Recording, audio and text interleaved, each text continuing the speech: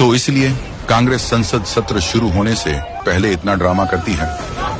संसद चलने नहीं देती, क्योंकि जब संसद चलती है तो कांग्रेस की बखिया उधेड़ दी जाती है।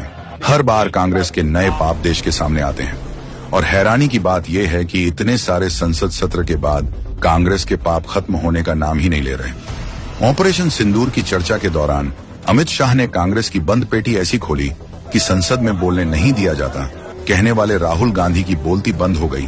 पहलगाम हमले पर झूठ फैलाने वालों को जब अमित शाह ने सीधी चुनौती दी तो राहुल गांधी भाग खड़ा हुआ और बाकी कांग्रेसी बगलें झांकने लगे। दाऊद इब्राहिम कासकर 1986 में भागा श्री राजीव गांधी की सरकार। सैयद सलाउद्दीन 93 में भागा कांग्रेस की सरकार। टाइगर मेमन 93 में भागा कांग्रेस की सरकार। अनीस इब्राहिम कासकर 93 में भागा इनकी सरकार। रियाज भटकल 2007 में भागा इनकी सरकार। इकबाल भटकर 2010 में भागा इनकी सरकार। मिर्जा सादा बेग 2009 में भागा इनकी सरकार।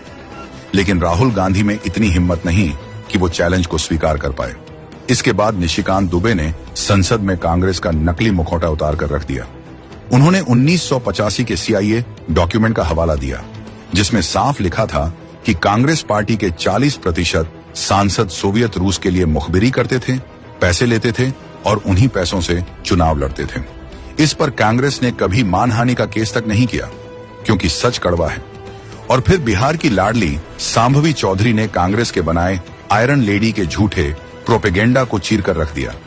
उन्होंने संसद में बताया कि 1971 के भारत पाक युद्ध की जीत सेना की थी, लेकिन कांग्रेस ने उसका श्रेय इंदिरा गांधी को बेच दिया, जबकि असली हीरो थे तत्कालीन रक्षा मंत्री जगजीवन राम, जिन्हें बांग्लादेश ने तक वॉर हीरो घोषित किया।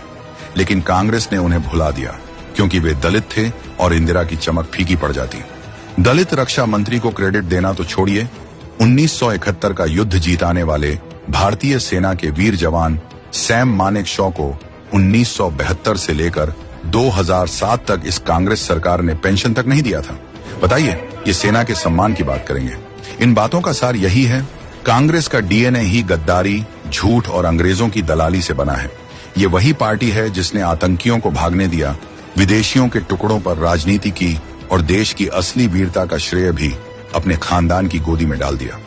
कांग्रेस के लिए सत्ता ही धर्म है और बाकी सब, सेना, लोकतंत्र, दलित गरीब, यहाँ तक कि देश की इज्जत भी सिर्फ सौदेबाजी का माल। यही वजह है कि संसद में सच सुनते ही इनकी चुप्पी साध ली जाती है, क्योंकि जितना सच खुलेगा उतना इनका पाप उजागर होगा। नाम बदला है, नियत नहीं। महागठबंधन की जरूरत नहीं। आज ही लें संकल्प।